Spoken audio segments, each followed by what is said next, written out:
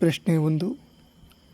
ದೇಹದಲ್ಲಿ ಕ್ಯಾಲ್ಸಿಯಂ ಹೀರಿಕೊಳ್ಳಲು ಯಾವ ವಿಟಮಿನ್ ಅತ್ಯಗತ್ಯವಾಗಿದೆ? Option A vitamin A, option B vitamin C, option C vitamin D, option D vitamin K.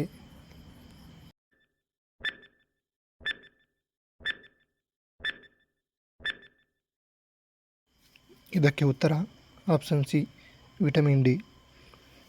Vitamin D ಅನ್ನು hormone vitamin ಎಂದು ಕರೆಯುತ್ತಾರೆ. Vitamin DU ಸೂರ್ಯನ ಬೆಳಕಿನಿಂದ ಉತ್ಪತ್ತಿಯಾಗುತ್ತದೆ. ಇದು ಚರ್ಮದಲ್ಲಿ ಉತ್ಪತ್ತಿಯಾಗುತ್ತದೆ. ಹಾಗೂ ವಿಟಮಿನ್ ಕೆ ಸಣ್ಣ ಕರುಳಿನಲ್ಲಿ ಕಂಡುಬರುತ್ತದೆ. ವಿಟಮಿನ್ ಎ ಅಂಶವು ಕಣ್ಣಿಗೆ ಅತಿ ಮುಖ್ಯವಾದಂತಹದ್ದು. ಮಾನವನ ದೇಹಕ್ಕೆ ಶಕ್ತಿಯ ಪ್ರಾಥಮಿಕ ಮೂಲ ಯಾವುದು? ಆಪ್ಷನ್ ಎ ಕಾರ್ಬೋಹೈಡ್ರೇಟ್ಗಳು, ಆಪ್ಷನ್ ಬಿ ಪ್ರೋಟೀನ್ಗಳು, ಆಪ್ಷನ್ ಸಿ ಕೊಬ್ಬುಗಳು, ಆಪ್ಷನ್ ಡಿ ಜೀವಸತ್ವಗಳು.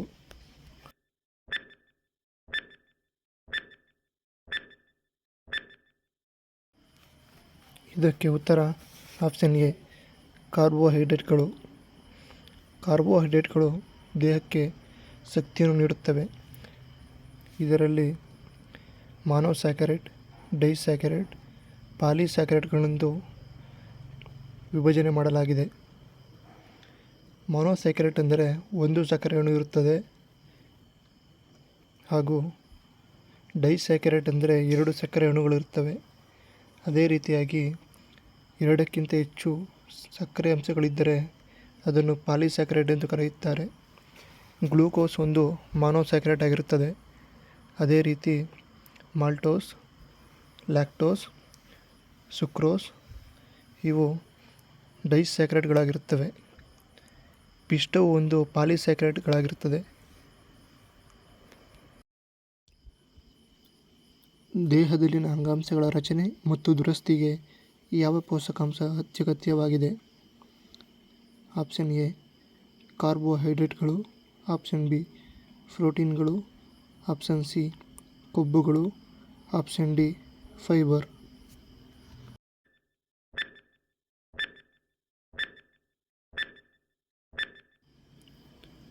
ಇದಕ್ಕೆ ಉತ್ತರ ಆಪ್ಷನ್ ಬಿ ಪ್ರೋಟೀನ್ಗಳು. ಪ್ರೋಟೀನ್ಗಳು ಅಮೈನೋ ಆಮ್ಲಗಳಿಂದ ಮಾಡಲ್ಪಟ್ಟಿರುತ್ತವೆ.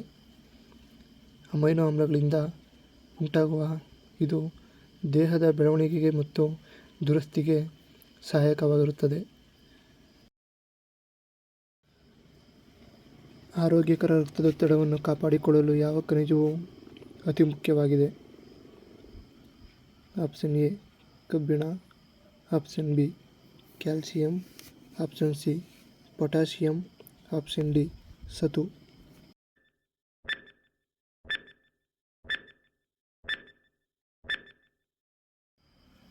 ಇದಕ್ಕೆ ಉತ್ತರ ಆಪ್ಷನ್ ಸಿ ಪೊಟ್ಯಾಷಿಯಂ. ಪೊಟ್ಯಾಷಿಯಂ ಆರೋಗ್ಯಕರ ರಕ್ತದೊತ್ತಡವನ್ನು ಕಾಪಾಡಿಕೊಳ್ಳಲು ಅತಿ ಮುಖ್ಯವಾದ ಖನಿಜವಾಗಿದೆ. ಕಬ್ಬಿಣವು ರಕ್ತದ ಹಿಮೋಗ್ಲೋಬಿನಲ್ಲಿ ಕಂಡುಬರುತ್ತದೆ. ಸತುವು ಇನ್ಸುಲಿನ್ ಉತ್ಪತ್ತಿಗೆ ಅತಿ ಪ್ರಮುಖವಾದಂಥ ಪಾತ್ರವನ್ನು ವಹಿಸುತ್ತದೆ. ಕೆಳಗಿನವುಗಳಲ್ಲಿ ಯಾವುದು ನೀರಿನಲ್ಲಿ ಕರಗುವ vitamin? Option A vitamin A, option B vitamin C, option C vitamin D, option D vitamin K.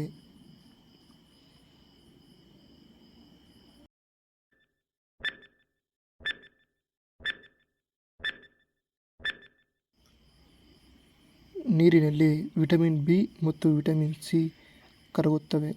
ಅದೇ ರೀತಿಯಾಗಿ vitamin A, vitamin D, vitamin K ಇವು ಕೊಬ್ಬಿನಲ್ಲಿ ಕರಗುತ್ತವೆ.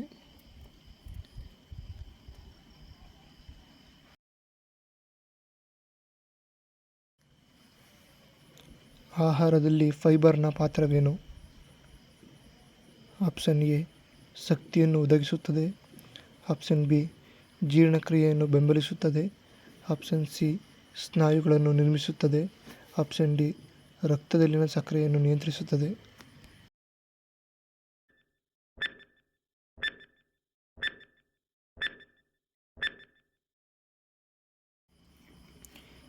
ಇದಕ್ಕೆ ಉತ್ತರ ಆಪ್ಷನ್ ಬಿ, ಜೀರ್ಣಕ್ರಿಯೆಯನ್ನು ಬೆಂಬಲಿಸುತ್ತದೆ.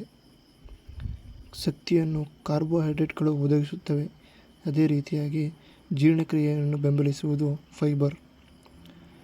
ಸ್ನಾಯುಗಳನ್ನು ಮತ್ತು ದೇಹದ ದುರಸ್ತಿಗೆ ಪ್ರೋಟೀನ್ಗಳು ಪ್ರಮುಖ ಪಾತ್ರವನ್ನು ವಹಿಸುತ್ತವೆ. ಅದೇ ರೀತಿಯಾಗಿ ರಕ್ತದಲ್ಲಿನ ಸಕ್ಕರೆಯನ್ನು ಇನ್ಸುಲಿನ್ ನಿಯಂತ್ರಿಸುತ್ತದೆ.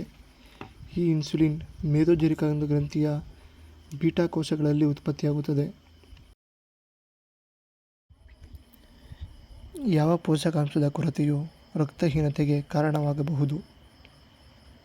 ಆಪ್ಷನ್ ಎ ಕಬ್ಬಿಣ, option B calcium, option C vitamin D, option D potassium.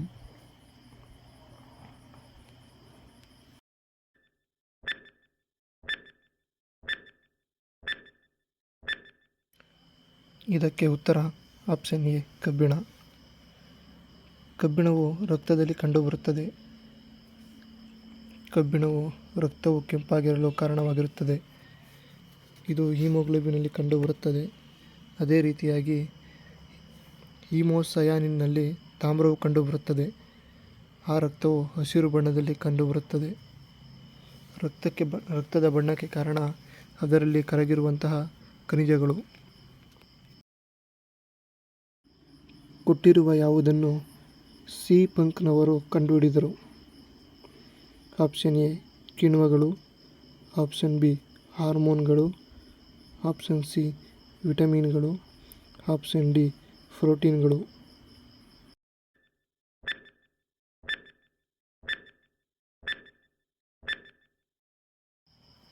ಇದಕ್ಕೆ ಸರಿಯಾದ ಉತ್ತರ ಆಪ್ಷನ್ ಸಿ ವಿಟಮಿನ್ಗಳು.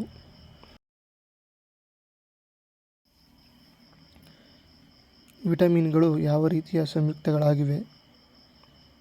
ಆಪ್ಷನ್ ಎ ಸಾವಯವ ಸಂಯುಕ್ತ, ಆಪ್ಷನ್ ಬಿ ಅಜೈವಿಕ ಸಂಯುಕ್ತ, ಆಪ್ಷನ್ ಸಿ ಜೀವಂತ ಜೀವಿಗಳು, ಆಪ್ಷನ್ ಡಿ ಯಾವುದೂ ಅಲ್ಲ.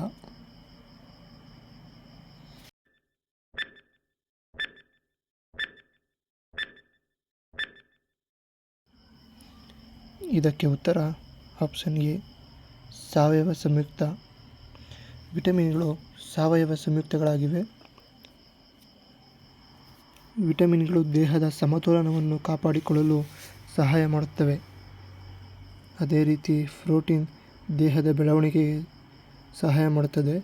ಕೊಬ್ಬು ಮತ್ತು ಕಾರ್ಬೋಹೈಡ್ರೇಟ್ಗಳು ದೇಹಕ್ಕೆ ಶಕ್ತಿಯನ್ನು ಒದಗಿಸುತ್ತವೆ. ನೀರು ಮತ್ತು ಖನಿಜಗಳು ಜೀರ್ಣಕ್ರಿಯೆಗೆ ಸಹಕಾರಿಯಾಗಿರುತ್ತದೆ. ನೀರು ದೇಹದ ತಾಪಮಾನವನ್ನು ಸಮಸ್ಥಿತಿಯಲ್ಲಿ ಕಾಯ್ದುಕೊಳ್ಳಲು ಸಹಾಯ ಮಾಡುತ್ತದೆ.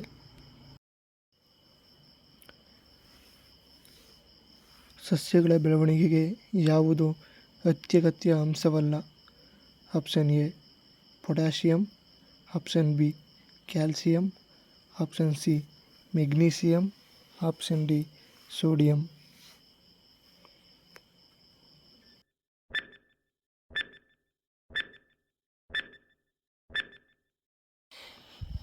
ಈ ಪ್ರಶ್ನೆಗೆ ಉತ್ತರ ಆಪ್ಷನ್ ಡಿ ಸೋಡಿಯಂ.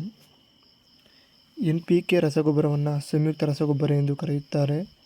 ಇದರಲ್ಲಿ ನೈಟ್ರೋಜನ್, ಫಾಸ್ಫರಸ್ ಮತ್ತು ಪೊಟ್ಯಾಷಿಯಂಗಳು ಒಟ್ಟಾರೆ ಕಂಡುಬರುತ್ತವೆ. ಈ ರಸಗೊಬ್ಬರವನ್ನು ಸಂಯುಕ್ತ ರಸಗೊಬ್ಬರ ಎಂದು ಕರೆಯುತ್ತಾರೆ. ಅದೇ ರೀತಿಯಾಗಿ ಅತಿ ಹೆಚ್ಚು ಪ್ರಮಾಣದಲ್ಲಿ ನೈಟ್ರೋಜನ್ ಹೊಂದಿರುವುದು ಯೂರಿಯಾ. ಇದನ್ನು ಕಾರ್ಬೊಮೈಟ್ ಎಂದು ಕರೆಯುತ್ತಾರೆ. ಇದರಲ್ಲಿ ಶೇಕಡಾವಾರು 46ರಷ್ಟು ಸಾರಜನಕ ಕಂಡುಬರುತ್ತದೆ. ಅದೇ ರೀತಿಯಾಗಿ ಸಸ್ಯಗಳ ಬೆಳವಣಿಗೆಗೆ ಅತಿ ಹೆಚ್ಚು ಪ್ರಮುಖವಾದಂತಹ ಅಂಶ ಹೊಂದಿರುವ ರಾಸಾಯನಿಕ ಗೊಬ್ಬರ ಅಮೋನಿಯಂ ನೈಟ್ರೇಟ್. ಈ ಅಮೋನಿಯಂ ನೈಟ್ರೇಟನ್ನು ಸ್ಫೋಟಕವಾಗಿಯೂ ಕೂಡ ಬಳಸುತ್ತಾರೆ. ಅದೇ ರೀತಿಯಾಗಿ ಇದು ಅತಿ ಹೆಚ್ಚು ಪ್ರಮಾಣದಲ್ಲಿ ಸಸ್ಯಗಳಿಗೆ ಬೆಳವಣಿಗೆಗೆ ಸಹಾಯಕಾರಿಯಾಗಿದೆ.